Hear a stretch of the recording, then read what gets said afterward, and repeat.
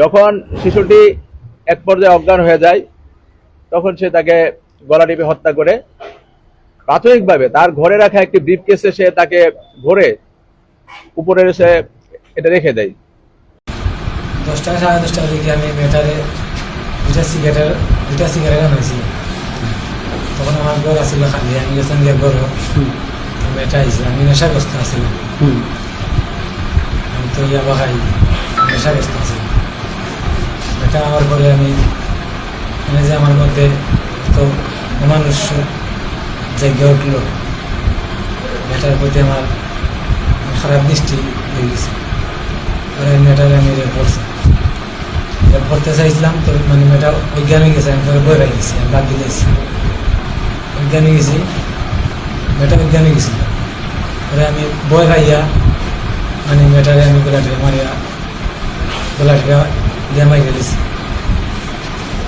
আমি বইয়ে কিতা করতাম, আমি তুলে যাবাইতাম না। পরে আমি আমার ঘরে তো পাখা ছিল, আমি আমার ঘরে আমার বাচ্চা যে আসছিল, একটা সুটকেস আসছিল, ওই সুটকেসের ভিতরে আমি রাখছি 2 দিন। এখন 2 দিন রেখে গেছি যে এখন আস্তে আস্তে গন্ধ চলে, মানে গন্ধ চলে তাইলে পরিবারের সবে জানিয়ে দিব বা মানে মানুষ একটু পরে পরে আর যায়, এরা গন্ধ পাই দিব। তখন আমি সারা রাত আমি সোজার থাকিয়া আমি সুযোগ বুঝে আমি আরো বাড়িতে আসিল না, রাস্তাটা ফাঁকা আসিল, সুযোগ বুঝে আমি মেটারে আমি এখানে গেছি। তার লাশ পাওয়া যায়, সেটি আরো গুরুত্ব দিয়ে আমাদের জালালাবাদ থানার টিম তো কাজ করেছে, আমার এডিসি এসি ডিবি কাজ করেছে, অফিসার ইনচার্জ, ভারপ্রাপ্ত অফিসার ইনচার্জ, মামলা তদন্তকারীর সমন্বয়ে একটি সাঁড়াশি অভিযান পরিচালনা করে মামলার ঘটনার সাথে প্রধান আসামি জাকির তাকে গ্রেপ্তার করা হয়। তাকে গ্রেপ্তার করে তাকে জিজ্ঞাসাবাদ করা হয়। জিজ্ঞাসাবাদের পরে সে ঘটনা স্বীকার করে। যেটা আমাদের সামনে যেটা বলেছে সেটা হচ্ছে সে 6 তারিখ সকালে, এই মেয়েটি একটি চঞ্চল মেয়ে, সে এলাকায় ঘুরে বেড়ায়, সকলে তাকে আদর করে, সবারই সে একজন প্রিয় শিশু। তখন তাকে সে একটি সিগারেট 2টি সিগারেট একটি দোকানে পাঠায়, তাকে দিয়ে সে সিগারেট নিয়ে আসে। মেয়েটি নিয়ে আসার পরে তার মধ্যে কামনার জগতে সে চলে যায়, তার লুলুপর দৃষ্টি পড়ে। মেয়েটিকে সে দরজা আটকে তার নিজ বসত ঘরে, তার স্ত্রী আগে থেকে তার বাপের বাড়ি চলে গিয়েছিল, দরজা লাগিয়ে তাকে ধর্ষণ করে। সে বলেছে চেষ্টা করে, পূর্ণাঙ্গ মেডিকেল রিপোর্ট আসলে ধর্ষণ হয়েছিল কিনা সেটা জানা যাবে, তবে সে ধর্ষণের সে চেষ্টা করেছে, সিমটম সেখানে এটা আছে। যখন শিশুটি এক পর্যায়ে অজ্ঞান হয়ে যায় তখন সে তাকে গলা টিপে হত্যা করে।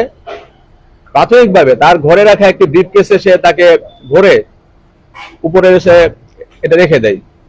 যখন এলাকাবাসী পুলিশ সহ সকলে খোঁজাখুঁজি করছিল এবং হচ্ছে আপনার এটা যেহেতু পুরাতন ছিল, একটু গন্ধ বেরোচ্ছিল, সেটা নিচে নামিয়ে হাটের নিচে রেখে দেয়। তো ওখান থেকে যখন গন্ধ বের হয় সকলে খোঁজাখুঁজি করে, সে তখন পাশে নুরুলের বাড়ির সামনে একটু ডোবা রয়েছে, এই ডোবাতে ফেলে গুম করার চেষ্টা করে। যেহেতু লাশটি না ডোবার কারণে ডোবার পাশে রেখে সে চলে যায়। পরবর্তীতে তাকে আটক করে যখন জিজ্ঞাসাবাদ করা হয়, সে অকপটে স্বীকার করেছে এবং যেই আপনার চাদর দিয়ে লাশটি মুড়িয়ে লিখেছিল সে চাদরটি তার দেখানোর মতো উদ্ধার হয়েছে, সে ব্রিফকেসটিও তার দেখানোর মতো উদ্ধার হয়েছে এবং সে অকপটে সকল ঘটনা স্বীকার করেছে। তথ্য প্রযুক্তি এবং গোয়েন্দা তথ্যের ভিত্তিতে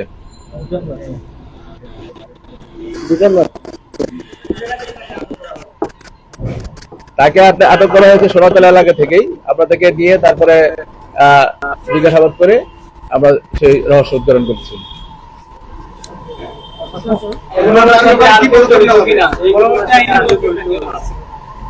এখন পর্যন্ত আমরা সরাসরি জড়িত থাকা পাইনি, তারপর আমরা তদন্ত অব্যাহত রাখবো। যদি কোনো ব্যক্তি বা এক বা একাধিক যে জড়িত থাকুক তাকে আমরা আইনের আওতায় নিয়ে আসবো।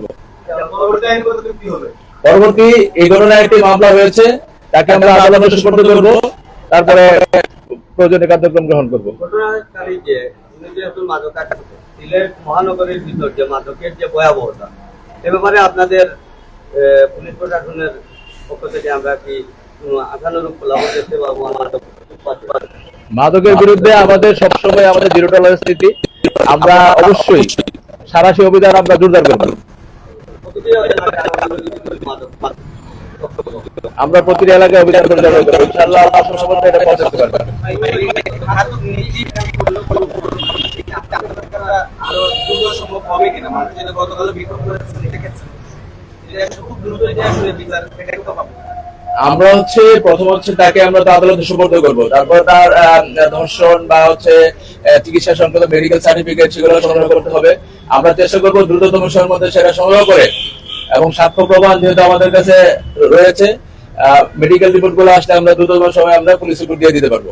আচ্ছা, একটা অভিযোগ আসছে যেটা আমরা সাংবাদিকদের সাথে আলাপ করেছি, তাদের অভিযোগ হচ্ছে তার যে ভাই সে অনেক অভিযোগ, তার পরিবারের আপনাকে পেয়েছে কিনা বা এলাকাবাসী আমাদেরকে দিচ্ছে, আপনার কি বলবেন? আমরা অভিযোগটি অবশ্যই খতিয়ে দেখবো এবং এই বিষয়ে আমরা কিছু তদন্ত করবো। গতকালের ঘটনায় কোনো পুলিশ সদস্য আহত হয়েছেন কিনা? আহত হওয়া না, এটা অন্ধকারে যখন একটা মানুষজন অনেকগুলো মানুষজন যায়, ঠিক আছে, এদিক থেকে ঢিল দিয়ে ঢিল দিয়ে পায়ে একটু ঢিল ঢিল পড়েছে।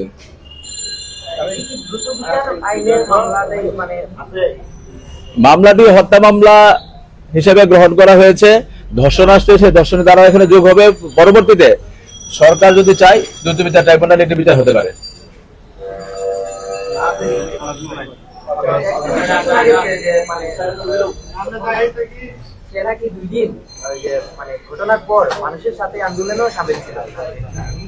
সঠিক, সে ওই এলাকার আমরা সকলে গিয়েছি, আমি নিজে গিয়েছি, আমার এডিসি এসি অফিসার ইনচার্জ, ভারপ্রাপ্ত অফিসার ইনচার্জ সহ থানার নারী পুলিশ সদস্য, পুরুষ পুলিশ সদস্য, থানার এমন কোন সদস্য সারা ওখানে যায়নি।